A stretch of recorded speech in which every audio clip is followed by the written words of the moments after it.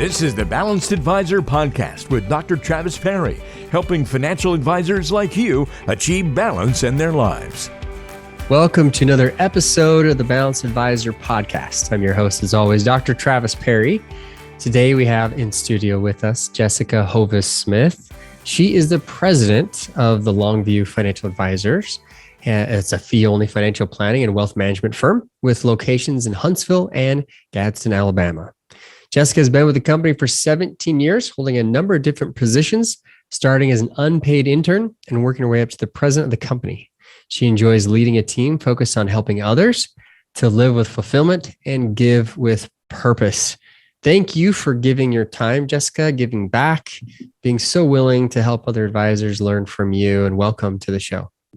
Oh, thank you for having me. I appreciate it, Travis. Absolutely. So you mentioned your bio that you started as an intern, which I started very similarly as an intern with Northwestern Mutual, and my career took a different turn, but you stayed on, you became president of the company. Tell us a little bit about how that all got started and, why financial planning? Oh, well, that goes back, the why, it goes back really far. I was 8 when I decided I wanted to be an attorney, not a financial advisor. And I thought until I was 18, that's what I wanted to do. Every assessment I've ever taken, career assessment I've ever taken, said I should be an attorney. And I thought that's what I wanted to do. And then I changed my mind right before graduation and was uncertain what I wanted to do, and ended up changing my major about 5 times, landing on accounting.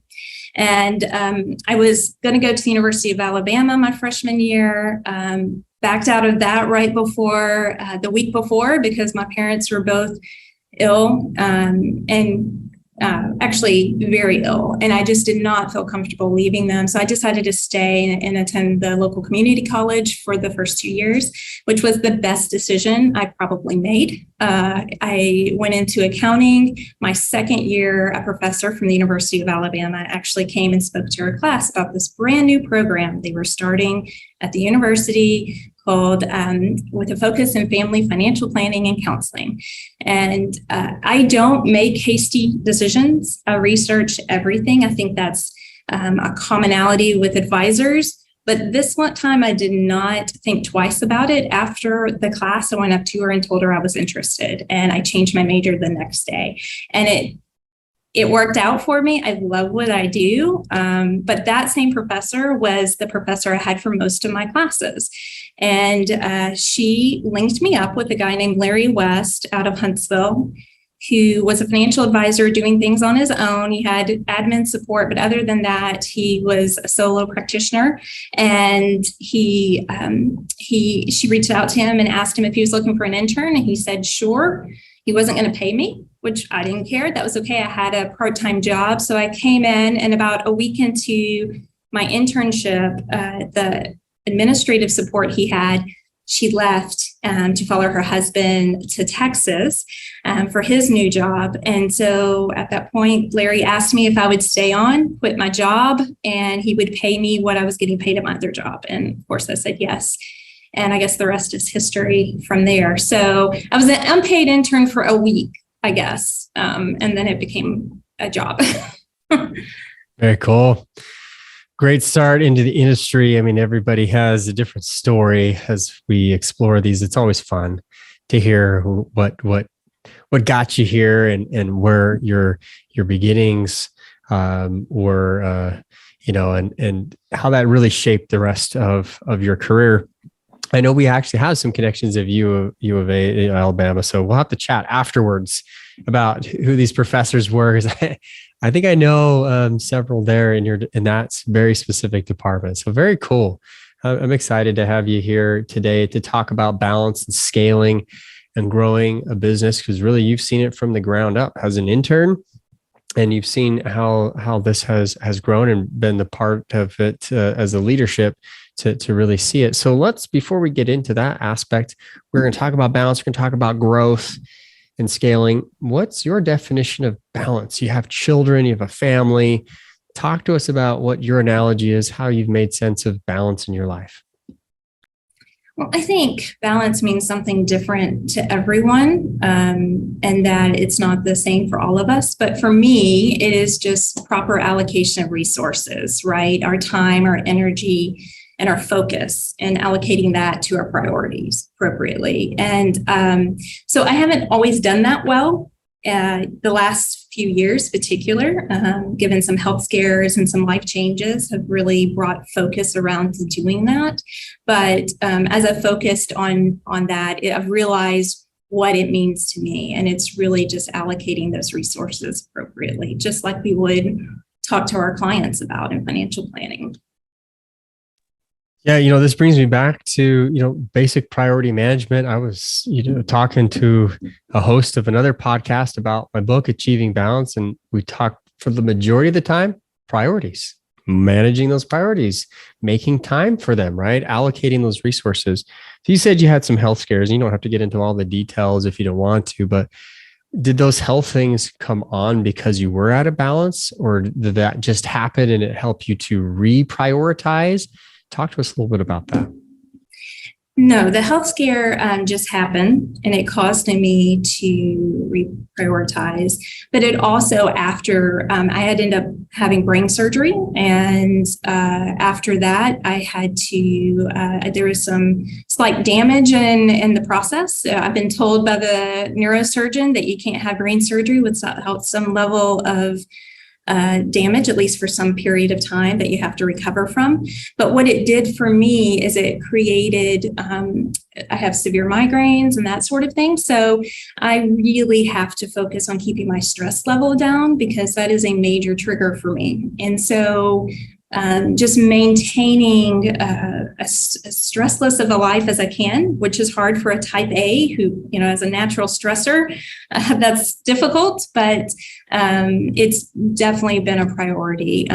Between that and some life changes as well. I unfortunately went through a divorce a few years ago. So that also meant that I needed to prioritize when I get to spend time with my kids, which is why when I have my kids, the people I work with know I'm going to leave at 4:30 every single day. I'm not going to work late. But, I might do it on a time I may not have my kids. So those are the kinds of things that really made me evaluate the decisions I was making, the level of stress I was taking on for my body and my personal life. Thank you for talking openly about this. I think, Sure. You know what, so many people will resonate with what you're talking about here.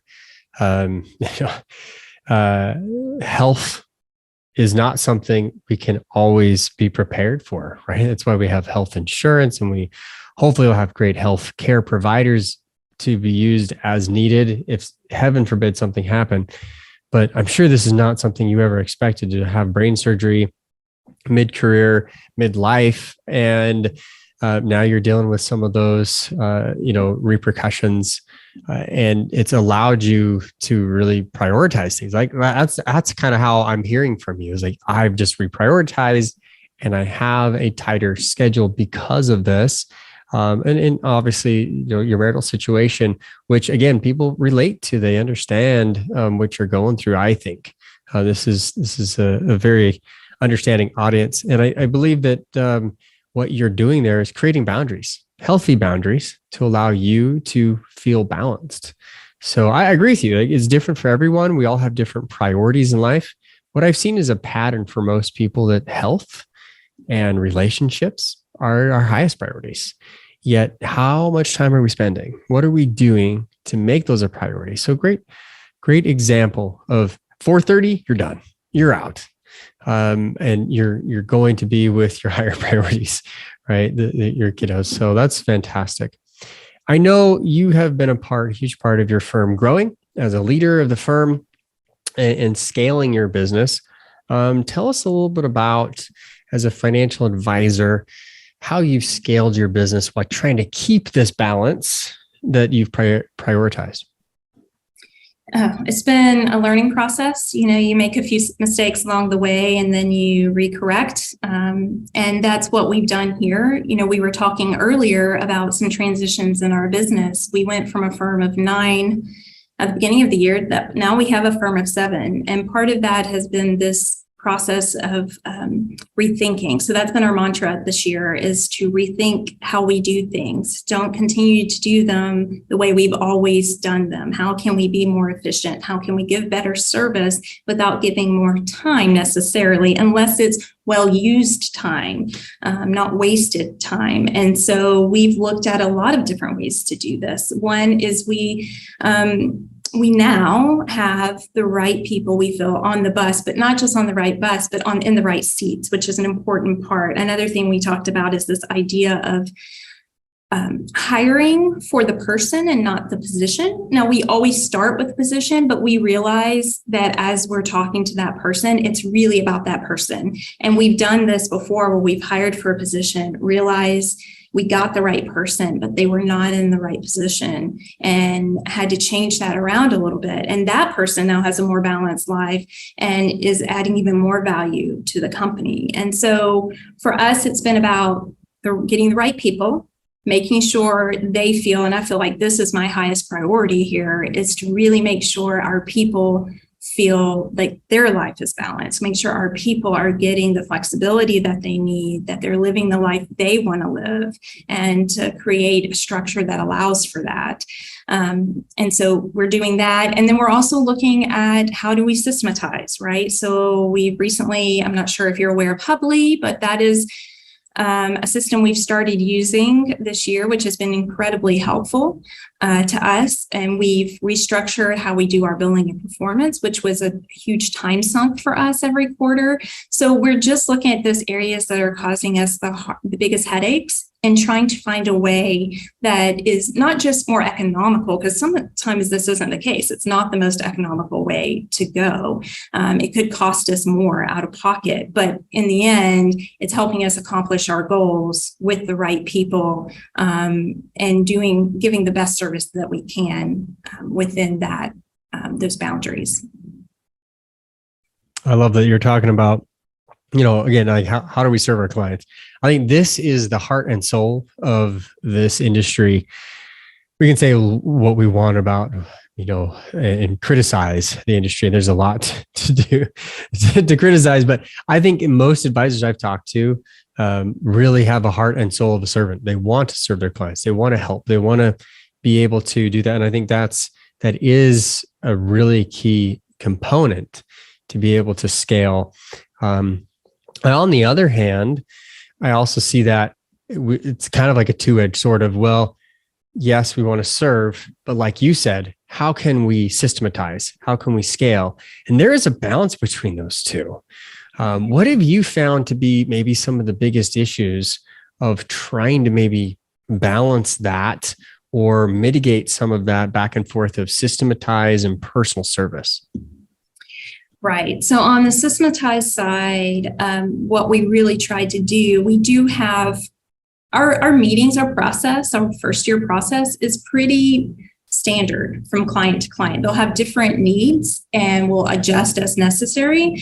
But a lot of the stuff we cover from client to client are the same topics. And so we've fleshed out what those agendas and what those PowerPoints and whatever tools we'll use, we've fleshed that out. So our employees, our lead planners, they have a list of what's to be included in that meeting. So it's not just about making things quicker, but it's giving the same standard of care to every client and every client meeting. And that's as important as making it quicker and more efficient, right? Is making sure every client's getting the best level of service you can give them.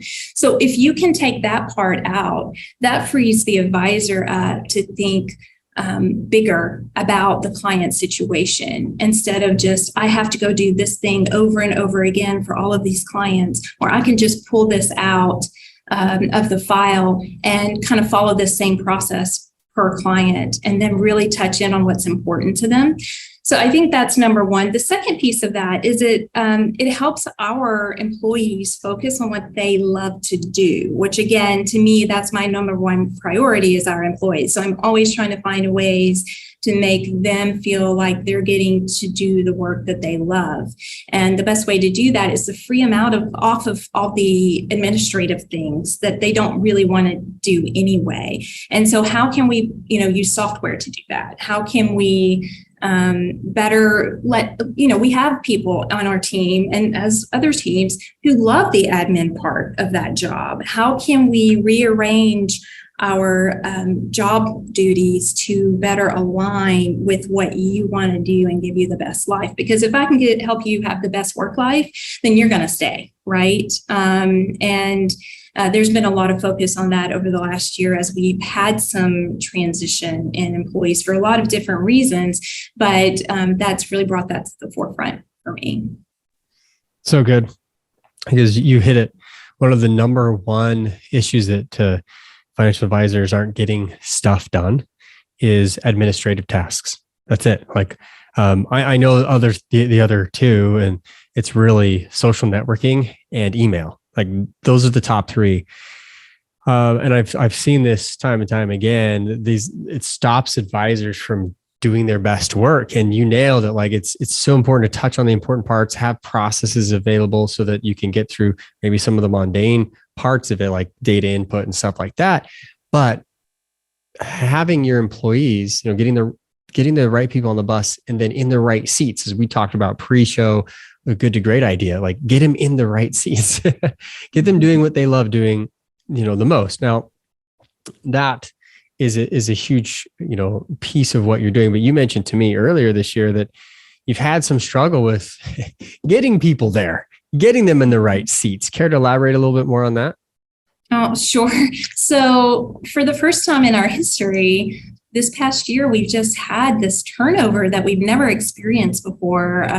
Basically, to be fair, we're a firm of 7, but we've lost half of our staff. We've had half of our staff turnover, which is a lot for any firm. But when you're small and you wear several different hats, you need people in those roles for longer periods of time, right? So yes, we've had people retire, we've had people move. None of it's been negative. It's all been positive for that employee, but it's created a hardship. Anytime someone leaves, it creates a hardship. So for us, it was some of that we can't do much about, right? People need to retire, people need to move to be close to family or whatever that looks like. But this year, the 2 individuals we lost this year was younger individuals who were not in the financial planning program. They didn't have that background. One was in healthcare, one was in banking.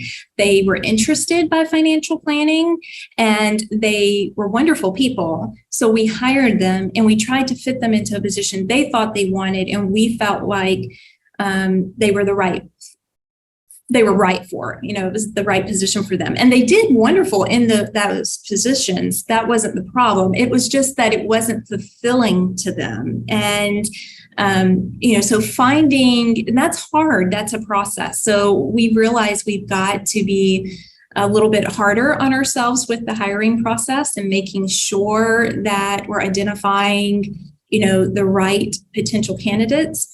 For one. Number 2, making sure they fully understand what is expected in that role and what that role really entails. Because sometimes what you read on a job position or job description piece of paper is not exactly what that job feels like from day to day at times. And so making sure they understand the good, bad, and ugly of that role and what that entails. And so that's one thing we've tried to do. One of our core values is transparency. And so we realized we're really great at doing that with clients, but we didn't go that extra step. Not that we're purposely keeping anything away from potential employees, but we just hadn't thought about it before. So we're sharing, maybe even oversharing to some extent, to make sure we're getting the right people. And then really questioning them at a deep level about what's important to them and what they're trying to accomplish in that role.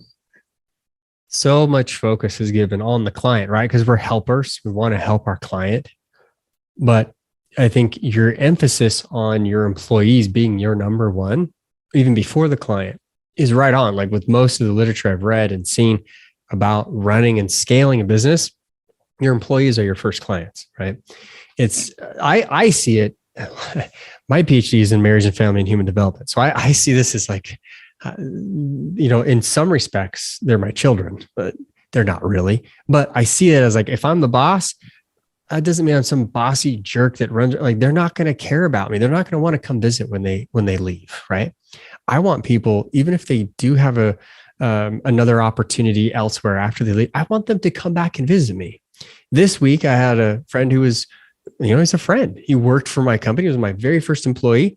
He's going to come back and say hi. It's been a couple of years, and we'll, maybe we'll do some mountain biking or something, but we still have a great relationship. Why? Because I tried to treat him and all my other employees, number one, as my priorities. Because you do that, I'm a firm believer that is going to then translate into those systems and processes, and your clients will feel it through them. So I love what you're doing. And I get it. Like, it's hard. This has been the great, what do they call it? The great rehire, right? After all that we've been through with COVID and everything, and people giving up and quitting and moving and transitioning has been, ridiculous. And I would say a lot of firms, one of the biggest issues I've seen here was we were doing some research on balanced growth. One of the top things that keep coming up is hiring and retention. So I think where your focus is to really be transparent with your employees. I like to give our employees 90 days. It's basically, I think you're a good fit, but let's try it out. Then you can actually see the job. I will pay you. And then after 90 days, we'll make some tweaks. This will be an official job position. And now because now you've had an opportunity to sort of, intern for 90 days and kind of get a paid feeling for it. So I like what you're doing. I hear you. And I think this is a wonderful thing that you guys have got going as you're really trying to build back. What do you see in the industry? I know you rub shoulders with other advisors. I know other advisors struggle with growth, and they struggle with keeping their balance while they're doing it. So what do you see as maybe some of the issues out there for other advisors as they're trying to scale their business while keeping that balance? We've talked about one of them, which is finding that boundary between, putting our client first and giving them the best service possible and doing it within a reasonable amount of time, right? And so I think that's one part of it. I think delegation is huge. And I think that's a struggle in probably any industry when you've been doing something for so long and how it should be handled, or if you have clients you really care about, you don't want to just hand them off to someone else. You want to make sure they're going to be taken care of. And so getting back to, kind of alluding back to that conversation we're having about having the right people on the bus, you've got to have that sense of trust. This is one of the areas I've struggled with over the years. And I can honestly say, especially I would say over the last 5 years, I've really noticed a difference in myself in being able to delegate because I trust the people I work with so much that I feel like I can do that. And so it's this fear or this lack of trust and those that we delegate to, right? I think there's something to that. So I think to me, those are the two that I see a lot, is that just wanting to overservice clients and having trouble delegating and trusting that someone else can take care of that client as well as you can. Let's talk about the trust factor. Yeah. I know I've talked several times about this with, advisors and two advisors on this show, but you used a word, we talk about delegation, but it's really about this. It's about trust for you. Sure. Let's talk about the strengths-based, position. And that is what changed in you? What did you learn? What did you put in practice that allowed you to see your employees in a different way, to be able to have that trust? Because, we can talk about trust for hours and hours and hours, but it's like, well, is trust earned or is trust given? What is it for you that made you change your perception? A couple of things. One, the people that we have, and most of them have been here longer than 5 years, but the half of them that stayed from last year have been here for longer than 5 years. But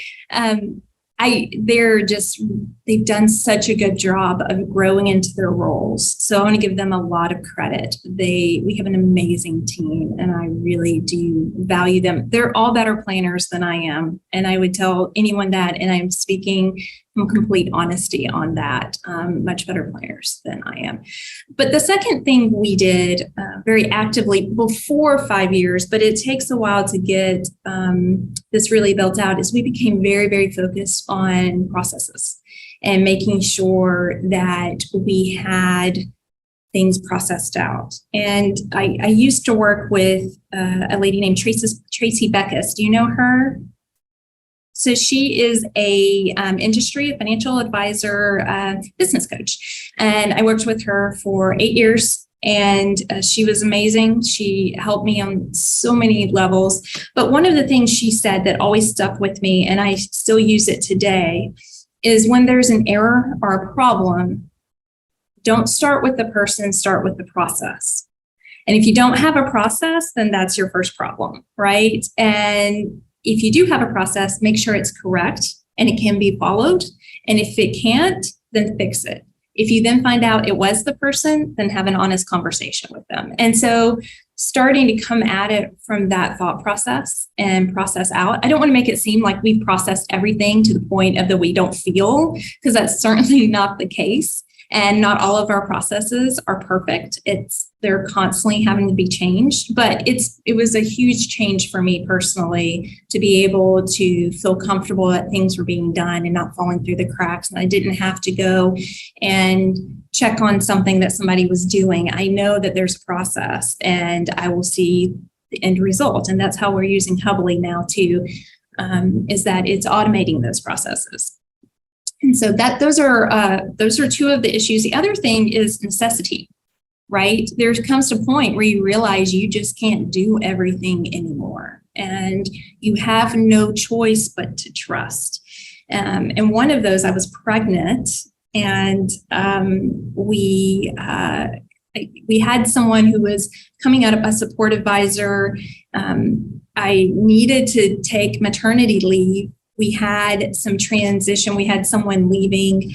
And so I just said, I've got to trust you. I'm going to hand this over to you. I'm going to be gone for 6 weeks. I'm going to let you handle this. And he was a star. And it's amazing once you give the trust to, give people trust, they can perform. They can rise up. Good advisors, good employees will rise up to the occasion. And so that was another lesson for me. Yeah, well, you touched on two really incredible points here. And that is, you just have to get to the point where, A, you can trust this person. But I don't know if you would be there if you didn't have all these processes in place, because you can trust the process and you can trust an individual to follow these processes and that they'll rise to the occasion, right? Mm-hmm. So I 100% agree with the coach you mentioned, Tracy. I'm not connected with her, but I want to be because I definitely work a little bit on the business, but mostly on the personal processes side, on the side of balance. So I think we could definitely be rubbing shoulders together. But I love what you mentioned there, and that is you set up a process, and as much as you can, automate it. You set up a process as much as you can, automate it, and then touch in where you need to. Even with your clients, you're saying don't touch too much. It's like, don't be in there trying to micromanage every financial plan you created. But yet, there's also that pendulum of it swings too far and you don't touch it at all, and you're not getting great service. So I like this idea of get it started, automate the process, and focus on the process first, not on the individual, because there's obviously an issue there. Like if there's not a process, then create it. Like I love this. We record a lot. We use Loom. And so whenever there's an issue or something needs to be trained, I will a lot of times jump on a Loom video, record the training and send it to the individual so they can do it on their own time, but then they can store it. They can keep it someplace and it becomes part of the training manual. And I know there's lots of little tricks and stuff out there like Hubly and other automation tools. So this is great advice, really solid conversation. What kind of are close to our parting here? Because I know you and I both need to go, right? We need to get started on the end of our day here. But as far as advisors who are really wanting a balanced way to grow their business, what maybe last piece of advice would you give to them as far as growing a practice like you have, or even beyond where you've gone, but doing it in a way that is balanced? Yeah, I think you've got to start with what your priorities are, right? And so knowing what's most important to you and to your firm and what you're trying to accomplish long term, and then figuring out how you can do that in a way to best use everyone's skills. So one thing we do is we have quarterly offsites. It helps us to ensure that we are, it's a process called OKRs, objectives and key results. It's been used at Google and other larger firms or companies. And we've used that internally to keep up with what we're trying to accomplish and how do we know that it has been accomplished, right? And we meet quarterly and we talk through those. So I think just setting up quarterly offsites or setting up regular meetings with your team about what you're trying to accomplish, what you as a leader are trying to do and where you're trying to go. And then being very consistent with doing that and creating those processes we were talking about, building out a team that you can trust and can get behind you and can help you do those things, and then giving them the tools to be able to do it. So to me, I think that's the biggest thing, is just to make sure that you have your priorities set right and you have a plan in place to move towards those priorities in a way that best uses your time and everyone else's as well.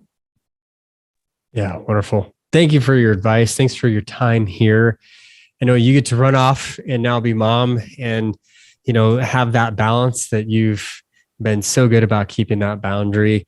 So I applaud you. I applaud what you're doing for the industry, really being a balanced leader. That's what you are. You're trying to be a leader out there who is growing the business while also showing that, hey, I can have balance in life. And it's super important that we have people like you who are doing such great things. If advisors want to reach out to you, rub shoulders with you, ask questions, maybe even say, hey, I want to move to Alabama and work with you, what's the best way to get in touch with you?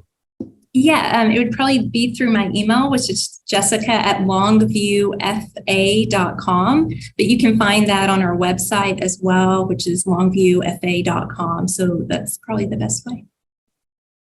Awesome. Thanks again, Jessica, for being on the show. Advisors, if you love this, share, promote however you want to, share on social. If you haven't yet already picked up the book, Achieving Balance, please do. Go to travisperry.com, and down below there is a spot to still pick that up for $25 for all the different editions, plus the t-shirt for a limited time. So do that while we still got that going. Thanks again, Jessica, for being a guest on the show. All the best to you. Thanks for having me, Travis. Thanks. Thank you. Advisors, remember, live life on purpose.